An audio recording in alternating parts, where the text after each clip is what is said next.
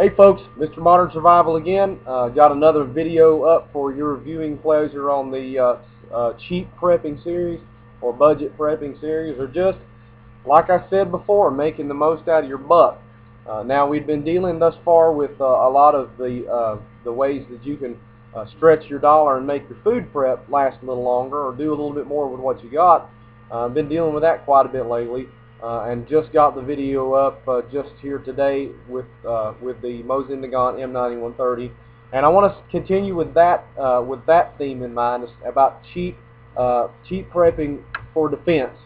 And I mentioned in the earlier video on the Mosin Nagant that during my video, after my video for the 2-gun rule went up, that I had some negative comments, and I'm trying to counteract that.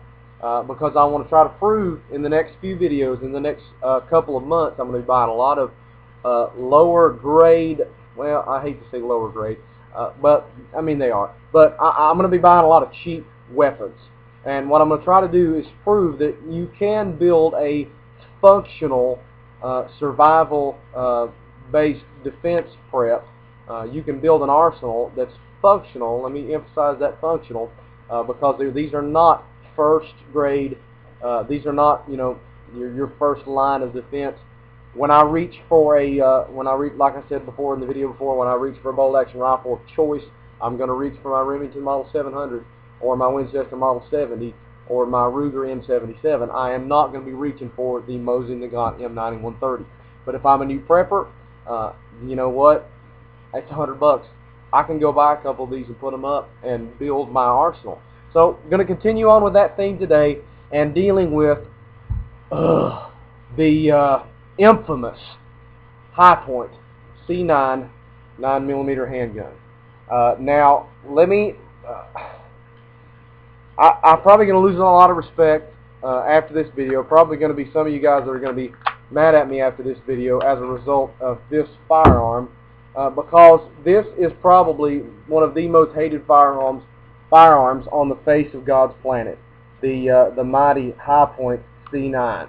Hi-Point firearms are just about as cheap as you can get.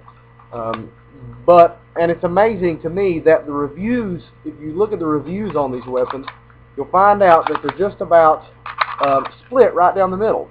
You've got a group of guys that say, you know what, you get your money's worth because you're not spending a lot, and they go boom when you pull the trigger.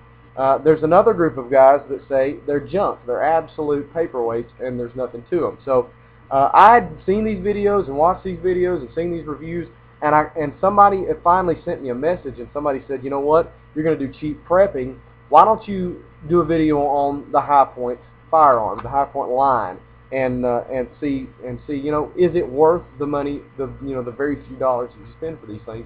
And so I did. I went to a friend of mine, my local FFL dealer, and I told him, I said, you know what, I want to pick up one of these butt ugly. I mean, this thing looks like a birth defect.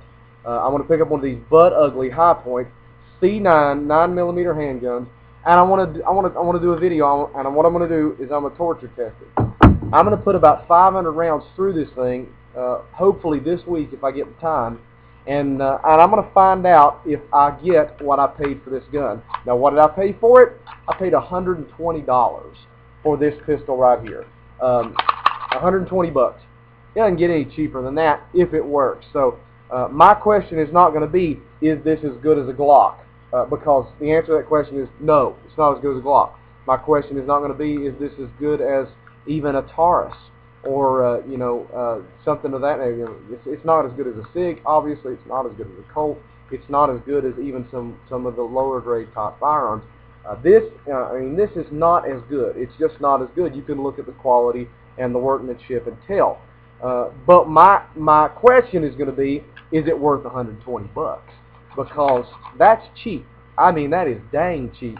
So keeping with the thought of cheap prepping, most everybody could afford, when they're building their arsenal, their 2-gun arsenal, most everybody could afford to throw a couple of these back in the gun safe and forget about them. Break them in and make sure they fire right, if they do fire right, which is what I'm going to find out this week. And if they do, guess what, man? You've got a $120 pistol that works and might save your life one day in a WROL situation. Or, like I said before with the video on the Mosin Nagant, this right here, you know, you've got two or three of these laying back in your gun safe. The poo hits the fan, you find yourself in need of, say, you know, another type of ammunition. Maybe you find yourself in need of 7.62x39 or 223, or, you know, maybe it's a food item or a water item or some other prepping type item that you find yourself in desperate need of. Guess what? This $120 pistol is going to be worth its weight in gold in those kind of times. So this is a trade item. This is a barter item. Let me run through some of the negatives with regard to this firearm. The negatives are that it has no slide release lever. In other words, it will lock back on the last round in the magazine, but then you don't have the one-hand drop of capability. Had a brain fart. You don't have the capability to drop the slide back and rechamber with one thumb like you do with other firearms. It's plastic. I mean, it's plastic all over except for the slide. The slide is huge. The slide is ugly. The safety actually feels pretty decent for what it is. I'm not a big fan of a safety on a striker fire pistol anyway. The trigger drop is not that great either. I mean, it's you can put it does have a magazine safety. In other words, when the magazine is not inserted, then you cannot fire the weapon. I'm sorry if I'm all over the place. I hate these webcams. But anyway, but the trigger pull, as you can see here, is, you know, it's ugly, it's nasty, it doesn't feel good, it doesn't feel like anything that like I think it ought to. And like I've already said, it looks like a birth defect. This is just not a very good looking firearm. Let's go through some positives though. The positives that I see on this is the slide. You have a really good and actually good feeling slide here. It's got some nice serrations on the back. It's really easy to get a hold of, and the slide actually moves freely and feels pretty good. Another positive is the ergonomics. If you can look at the grip on this thing. Now, while it's slick and nasty feeling as far as the way that it feels on the surface, it actually grips up pretty decent. It actually feels pretty good. The ergonomics of it are actually one of the most positive points of this weapon for 120 bucks. The sights, if you can see those sights right there. I don't know if you can in this light. My Lord, I hate webcam. Curse you, Kodak. But we have, you know, there's red. You got a red slot in the back, and then you've got yellow in the front. They're really high visibility. It's just paint. It's not a night sight or anything like that. All it is just red and yellow paint. But it feels great. I mean, I'm rather, it lines up right. It feels really good for a $120 pistol. So those are the positives. The magazine release is in an excellent location. Magazine release. Magazine drops free. You know, it feels pretty good. So what I'm thinking is, and it's chambered in a 9mm round, which is a NATO round. It's it's a round that's going to be available most likely no matter what happens. So what I'm going to do is, and can I say this real quick? I saw some really good videos.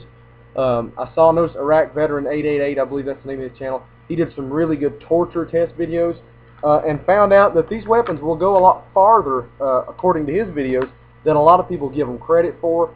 Now, like I said, it's still this is not even a B item. It's definitely not an A item. It's probably a C or a D item in my hand right now. But I paid 120 bucks for it, brand new in the box. So I'm going to test it. I'm going to go boldly where I have not gone before and step off into uncharted territory with the infamous, the ugly, the Hi-Point C9. Stay tuned, and I'll hope to have that video, or at least the video results up after a while, maybe later on this week, hopefully. Going to shoot the Nagant too, and try to get some video footage of that as well. Thank you for watching. Stay safe. Keep prepping. God bless.